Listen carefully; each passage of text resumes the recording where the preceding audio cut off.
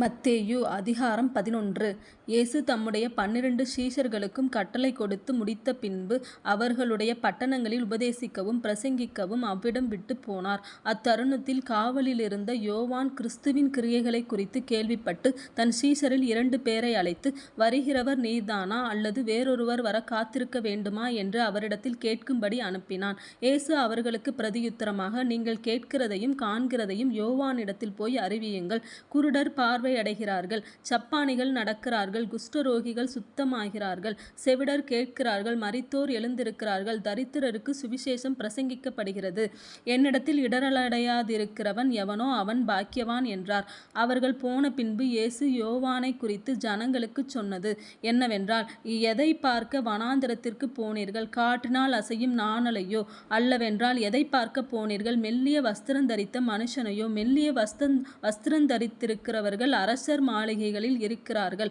அல்லவென்றால் எதை பார்க்க போனீர்கள்? தீர்க்கதரிசியையோ? ஆம், தீர்க்கதரிசியை பார்க்கிலும் மேன்மையுள்ளவனையே என்று உங்களுக்கு சொல்லுகிறேன். அதெப்படியெனில், இதோ நான் என் தூதனை உமக்கு முன்பாக அனுப்புகிறேன். அவன் உமக்கு முன்னே போய் உமது வழியை ஆயத்தம் பண்ணுவான் என்று எழுதிய வாக்கியத்தால் குறிக்கப்பட்டவன் இவன்தான். ஸ்திரீகளிடத்திலே பிறந்தவர்களில் யோவான் ஸ்நானனை பார்க்கிலும் பெரியவன் ஒருவனும் எழும்பினதில்லை. ஆகிலும் பரலோக ராஜ்யத்தில் சிறியவனாயிருக்கிறவன் அவனிலும் பெரியவனாயிருக்கிறான் என்று உங்களுக்கு மெய்யாகவே சொல்லுகிறேன். யோவான் ஸ்நானன் காலம் முதல் இதுவரைக்கும் பரலோக ராஜ்யம் பலவந்தம் பண்ணப்படுகிறது. பலவந்தம் பண்ணுகிறவர்கள் அதை பிடித்து கொள்ளுகிறார்கள். நியாயப்பிரமாணமும் தீர்க்கதரிசிகள் யாவரும் யோவான் வரைக்கும் தீர்க்க தரிசனம் உரைத்ததுண்டு. நீங்கள் ஏற்றுக்கொள்ள மனதாயிருந்தால் வருகிறவனாகிய எலியா இவன்தான். கேட்கிறதற்கு காதுள்ளவன் கேட்கக் கடவன். இந்த சன்னதியை யாருக்கு ஒப்பிடுவேன்? சந்தை வெளிகளில் உட்கார்ந்து தங்கள் தோழரை பார்த்து, உங்களுக்காக குழல் ஊதினோம், நீங்கள் கூத்தாட வில்லை, உங்களுக்காக புலம்பினோம், நீங்கள் மாரடிக்கவில்லை என்று குறை சொல்லுகிற பிள்ளைகளுக்கு ஒப்பாயிருக்கிறது.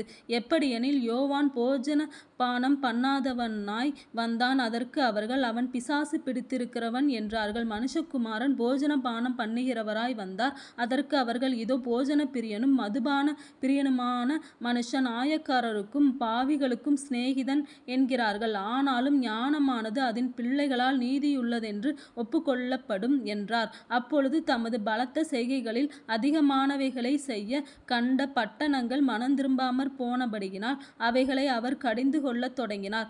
கோராசினே, உனக்கு ஐயோ! பெத்சாயிதாவே, உனக்கு ஐயோ! உங்களில் செய்யப்பட்ட பலத்த செய்கைகள் தீருவிலும் சீதோனிலும் செய்யப்பட்டிருந்ததானால் அப்பொழுதே இரட்டுடுத்தி சாம்பலில் உட்கார்ந்து மனந்திரும்பியிருப்பார்கள். நியாய தீர்ப்பு நாளிலே உங்களுக்கு நேரிடுவதை பார்க்கிலும் தீருவுக்கும் சீதோனுக்கும் நேரிடுவது லகுவாயிருக்கும் என்று உங்களுக்கு சொல்லுகிறேன். வானபரியந்தம் உயர்த்தப்பட்ட கப்பர்நகூமே, நீ பாதாள பரியந்தம் தாழ்த்தப்படுவாய். உன்னில் செய்யப்பட்ட பலத்த செய்கைகள் சோதோமிலே செய்யப்பட்டிருந்ததானால் அது இந்நாள் வரைக்கும் நிலைத்திருக்கும். நியாய தீர்ப்பு நாளிலே உனக்கு நேரிடுவதை பார்க்கிலும் சோதோம் நாட்டிற்கு நேரிடுவது லகுவாயிருக்கும் என்று உங்களுக்கு சொல்லுகிறேன் என்றார். அந்த சமயத்திலே இயேசு சொன்னது, பிதாவே, வானத்துக்கும் பூமிக்கும் ஆண்டவரே, இவைகளை ஞானிகளுக்கும் கல்விமான்களுக்கும் மறைத்து பாலகருக்கு வெளிப்படுத்தினபடியால் உம்மை ஸ்தோத்திரிக்கிறேன். ஆம் பிதாவே, இப்படி செய்வது உம்முடைய திருவுள்ளத்துக்கு பிரியமாயிருந்தது. சகலமும் என் பிதாவினால் எனக்கு ஒப்புக்கொடுக்கப்பட்டிருக்கிறது. பிதா தவிர வேறொருவனும் குமாரனை அறியான். குமாரன் எவனுக்கு அவரை வெளிப்படுத்த சித்தமாயிருக்கிறாரோ அவனும் தவிர வேறொருவனும் பிதாவை அறியான். வருத்தப்பட்டு பாரஞ்சுமக்கிறவர்களே, நீங்கள் எல்லாரும் என்னிடத்தில் வாருங்கள், நான் உங்களுக்கு இளைப்பாறுதல் தருவேன்.